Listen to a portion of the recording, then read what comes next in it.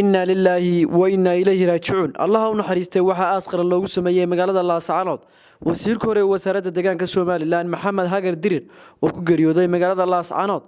أسقر الله سميه مرحوم كايا وحا كسوق بقلي ددوينا أو ترى بدن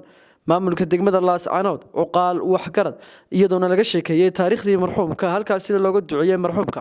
in Ilaahay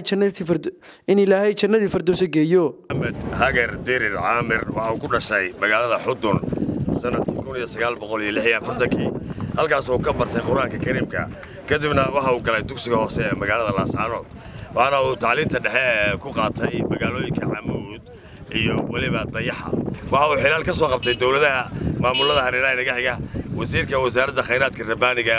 ee xanaanada xoolaha iyo beeraha iyo gaadiidka xanaanada xoolaha iyo beeraha iyo biyaha oo isku jira uu ka noqday maamul goboleedka Puntland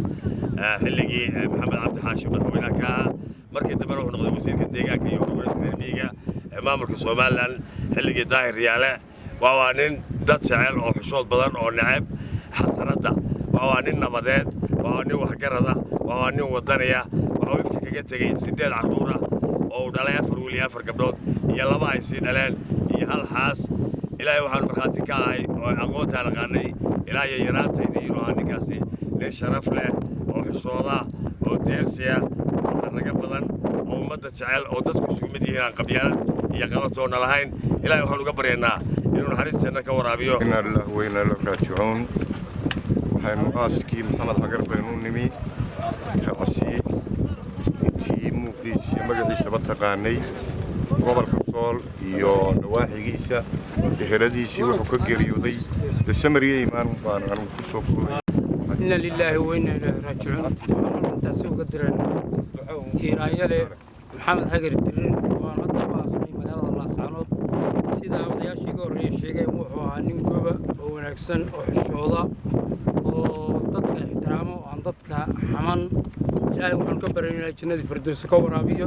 inna lillahi wa inna ilayhi raaji'uun kullu nafsin daa'iqatul mawt. Maxamed Hagar Dirir waxaan ahay daris wuxuu ahaa nin taariikh leh wuxuu ahaa nin degan wuxuu ahaa nin akhlaaq leh wuxuu ahaa nin ummadda xushmaysa wuxuu ahaa nin taariikh weyn gobolkan ku leh iyo guud ahaan Soomaaliland dhan wuxuu ahaa nin ummaduna ka baxay waxa la rabaa in ilaahay uga baryayno ilaahay jannada firdawsi ka waraabiyo. inna lillahi wa inna ilayhi raaji'uun inna lillahi wa inna ilayhi raaji'uun waxaan halkan taasi tiiraanya looga direynaa Maxamed Hagar Dirir oo saak ku geeriyooday magaalada Laascaanood waxaan ilaahay uga baryaynaa in ilaahay qabriga u wasiiyo in ilaahay jannada firdawsi geeyo waxa marxaati ka ah inuu ahaa nin